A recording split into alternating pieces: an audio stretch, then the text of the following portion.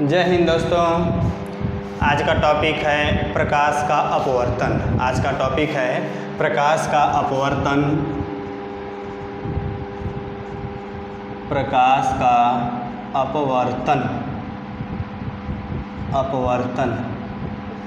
प्रकाश के अपवर्तन में देखेंगे, इसके पहले वाले वीडियो में हम सब परावर्तन के बारे में देखे थे। परावर्तन से जुड़ी हुई जितनी जो है कि घटनाएं थी वो टोटल पढ़े थे हम सब। अब आज वाले में देखेंगे प्रकाश का अपवर्तन क्या होता है।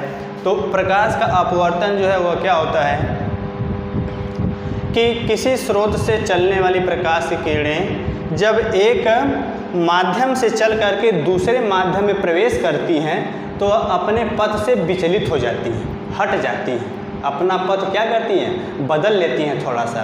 तो उसी जो है कि घटना को हम सब बोलते हैं प्रकाश का अपवर्तन बोला जाता है। जैसे देखो कि जैसे मान लेते हैं यह है एक है माध्यम, एक से दिखा दे और ये जो है कि दूसरा माध्यम दो से दिखा दे, तो किसी स्रोत से चलने वाली प्रकाश की किरणें जो होती हैं आपतित किरणें, जैसे मान लेते हैं ये जो है आपतित किरण है और इसी जिस जो है कि बिंदु पर गिरती हैं वह बिंदु जो है आपतन बिंदु है। आपतन बिंदु पर एक अभिलंब हम सब खींच लेते हैं। जैसे मान लेते हैं कि यह अभिलंब हो गया। अब इसमें इस टाइप से जो है कि देख लेते हैं हम सब कि यह है पहला माध्यम, ये है दूसरा माध्यम। पहले माध्यम से चलकर जब दूसरे माध्यम में प्रवेश करती हैं किरणें तो अपने पथ से विचलित हो जाती हैं, अर्थात इसका पथ मान लेते हैं यह है, लेकिन किरणें जो है इस टाइप से अपवर्तित होकर के जो है कि बाहर निकलती हैं। तो इसी जो है किरण को बोलते हैं अपवर्तित किरण। इसे क्या बोलेंगे हम सब, अपवर्तित किरण बोलेंगे। और इसे क्या बोलेंगे, आपतित किरण। यह किरण जो है यह क्या है, यह आपतित किरण है, यह आपतित किरण है या इसे आपाती किरण भी बोलते हैं, ठीक है। और उसके बाद ये जो है आपका यह क्या है, अपवर्तित किरण। यह अपवर्तित किरण है। कौन सी किरण है, अपवर्तित किरण है, ठीक है। और उसके बाद ये जो है आपका यह क्या है, अभिलंब है। यह क्या है, अभिलंब है, ठीक है। और ये जो है आपतन बिंदु है, इस बिंदु को बोलते हैं आपतन बिंदु, ठीक है। तो यह प्रक्रिया जो है यह क्या है, प्रकाश का अपवर्तन है, ठीक है। कहने का मतलब कि किसी स्रोत से चलने वाली प्रकाश की किरण जब एक माध्यम से चल करके दूसरे माध्यम में प्रवेश करती हैं तो अपने पथ से क्या होती हैं, विचलित होती हैं। तो इसी जो है कि घटना को प्रकाश का अपवर्तन बोलते हैं। अब इसमें देखो क्या क्या है कि यह अभिलंब है और यह क्या है, आपतित किरण है। अभिलंब और आपतित किरण, ठीक है। अभिलंब और आपतित किरण के बीच का कोण जो है वह आपतन कोण आई है। यह आपतन कोण आई होगा। अभिलंब और आपतित किरण के बीच का कोण आपतन कोण आई। और उसके बाद अभिलंब और अपवर्तित किरण के बीच का कोण जो है आर होता है, आर फॉर रिफ्रैक्शन एंगल, मतलब अपवर्तित कोण, अपवर्तन कोण या अपवर्तन कोण इसे बोलेंगे। या आपतन कोण आई है या यह अपवर्तन कोण आर है, ठीक है। तो अब देखेंगे हम सब कि अपवर्तन के नियम भी होते हैं। अपवर्तन के मुख्य रूप से दो नियम होते हैं। क्या क्या होते हैं कि पहला है अपवर्तन के नियम। अपवर्तन के नियम, अपवर्तन के नियम में है कि फर्स्ट है इसका आपतित किरण, अपवर्तित किरण और आपतन बिंदु पर अभिलंब, तीनों एक ही तल में होते हैं, ठीक है। यह आपतित किरण, यह अपवर्तित किरण, यह आपतन बिंदु, ये बिंदु जो है आपका वह क्या है, आपतन बिंदु है। इसे बोलते हैं आपतन बिंदु। आपतन बिंदु पर अभिलंब, ये तीनों एक ही तल में होते हैं, ठीक है। और ये तो रहा फर्स्ट इसका। फिर उसके बाद सेकेंड है कि किसी एकवर्णी प्रकाश किरण के लिए, ठीक है, प्रकाश के किरण का रंग जो होगा, कलर जो है वह एकवर्णी होना चाहिए, एक कलर का होना चाहिए। तो किसी एकवर्णी प्रकाश की किरण के लिए आपतन कोण की ज्या और अपवर्तन कोण की ज्या का अनुपात नियत होता है। अर्थात इसे बोलेंगे, ये सेकंड है आपका कि sine I upon sine R, ठीक है, sine I upon sine R, दोनों का अनुपात जो होता है वह क्या होता है, नियत होता है, कांस्टेंट होता है।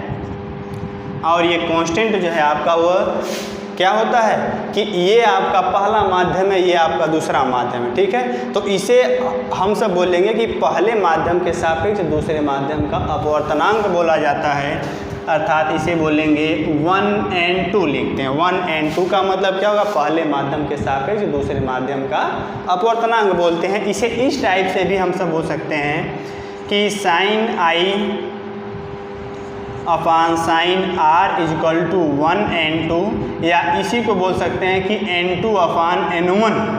कहने का मतलब कि पहले माध्यम के सापेक्ष दूसरे माध्यम का अपवर्तनांक बराबर दूसरे माध्यम का अपवर्तनांक बटा पहले माध्यम का अपवर्तनांक, ठीक है। और इसे हम सब और क्या बोलते हैं, इसे बोलते हैं स्नेल का नियम। इसे बोलते हैं क्या चीज़, स्नेल का नियम।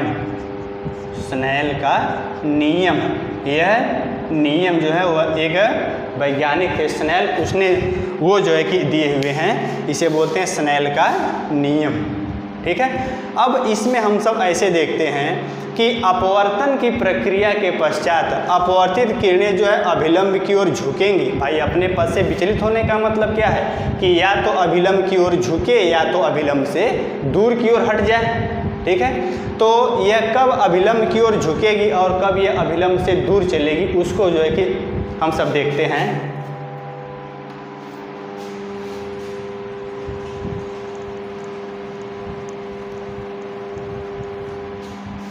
देखिए कि जब ऐसे मान लेते हैं कि जो पहला माध्यम है इसको मान लेते हैं भैया विरल माध्यम, इसे क्या मान लेते हैं, विरल माध्यम मान लेते हैं। और दूसरा जो इसे क्या मान लेते हैं, सघन मान लेते हैं, ठीक है। तो एक है माध्यम आपका विरल और उसके बाद एक है सघन, ठीक है।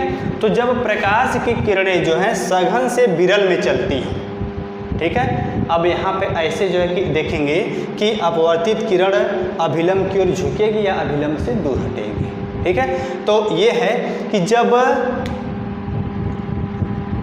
जब प्रकाश की किरणें जो है विरल से सघन में प्रवेश करती हैं तो उस समय क्या होता है कि अभी हम सब पढ़े थे कि sine I upon sine R equal to 1 and 2 equal to n2 upon n1, ठीक है। तो जब विरल से सघन में प्रवेश करती हैं तो उस समय क्या होगा कि n2, यहाँ थोड़ा सा कर लें कि फर्स्ट कंडीशन में कि जब आपतित किरण